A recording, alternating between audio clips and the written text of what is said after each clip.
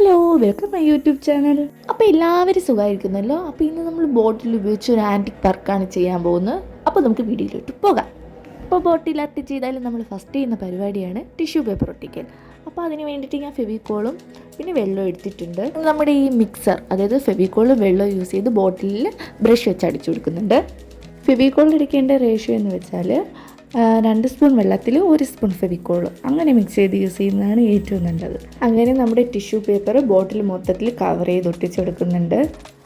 അതിനുശേഷം ടിഷ്യൂ പേപ്പറിൻ്റെ മുകളിലൂടെ ചെറുതായി ബ്രഷ് യൂസ് ചെയ്തിട്ട് ഒന്ന് ഡിപ്പ് ചെയ്ത് കൊടുക്കുക. അപ്പോൾ ഇതാണ് നമ്മുടെ താരം. എല്ലാവരുടെയും വീട്ടിലുള്ള ഒരു സാധനമാണ് വിളക്ക്. വിളക്കിലൊക്കെ യൂസ് ചെയ്യുന്ന ഒരു തിരി ഉണ്ടല്ലോ, അതാണ്. നമ്മൾ നേരത്തെ എടുത്തില്ലേ ഫെവിക്കോളും വെള്ളവും, അപ്പോൾ അതിൻ്റെ ബാലൻസാണ്.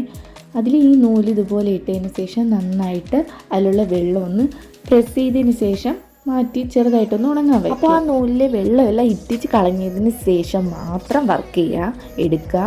അപ്പോൾ എനിക്ക് ഫസ്റ്റ് ഒരു ചെറിയ അബദ്ധം പറ്റിയിട്ടുണ്ടായിരുന്നു. ഞാൻ അത് ഉണങ്ങാതെയാണ് ഒട്ടിച്ചു കൊടുത്തത്. അതായത് പെയിൻ്റ് അടിക്കുമ്പോൾ അതിന് ഇളകി വരുന്നുണ്ടായിരുന്നു. അങ്ങനെ നമ്മുടെ ബോട്ടിൽ നൂലൊക്കെ റെഡി ആയിട്ടുണ്ട്. അത് കഴിഞ്ഞതിന് ശേഷം ഫെവിക്കോൾ യൂസ് ചെയ്ത് ഒന്ന് ഒട്ടിച്ചു കൊടുക്കുക. ഞാനൊരു ഫ്ലവറിൻ്റെ മോഡലിലാണ് ഒട്ടിച്ചു കൊടുക്കുന്നത്. നൂല് വെച്ച് ഫെവിക്കോളിൻ്റെ മുകളിൽ ചെറുതായിട്ടൊന്ന് ചുറ്റി കൊടുക്കുക. അങ്ങനെ അത് കഴിഞ്ഞതിന് ശേഷം ഇതുപോലെ നമ്മുടെ ഓരോ പൂവിൻ്റെ ഇതളുണ്ടല്ലോ, ആ ഇതള് പോലെ ഒന്ന് നൂല് വെച്ച് ഇങ്ങനെ വച്ച് കൊടുക്കുക.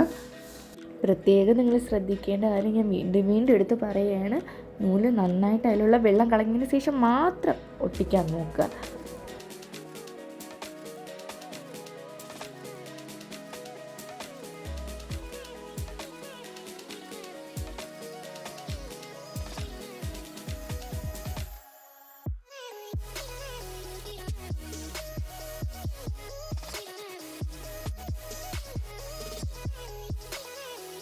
ഞാനൊരു 2-3 ഫ്ലവർ വയ്ക്കാമെന്നാണ് വിചാരിച്ചത്, പക്ഷേ നടന്നില്ല. കാര്യം എൻ്റെ കയ്യിൽ അത്രയ്ക്കുള്ള നൂലില്ലായിരുന്നു.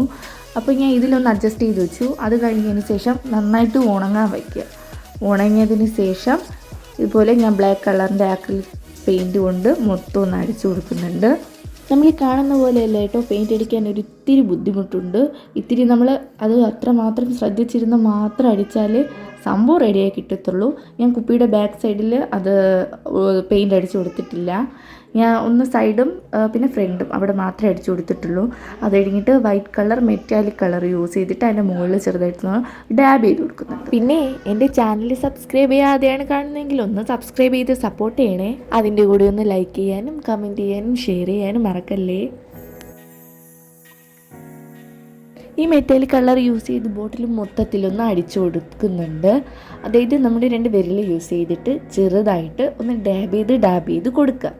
വേറെ സിൽവർ കളർ മാത്രം യൂസ് ചെയ്തപ്പോൾ എനിക്ക് അത്ര വലിയ ഭംഗിയായിട്ട് തോന്നാത്തത് കൊണ്ട് ഞാൻ റെഡ് കളർ ആ ഫ്ലവറിൻ്റെ മുകളിലൊന്ന് ചെറുതായിട്ട് അടിച്ചു കൊടുക്കുന്നുണ്ട്. ഏതൊരു വർക്ക് ചെയ്താലും വീട്ടിലുള്ള എൻ്റെ അമ്മയോടും അല്ല ഹസ്ബൻഡിനോടും ഒക്കെ ഓരോ അഭിപ്രായം ചോദിച്ചതിന് ശേഷം മാത്രമാണ് വീഡിയോ ഇടുന്നത്.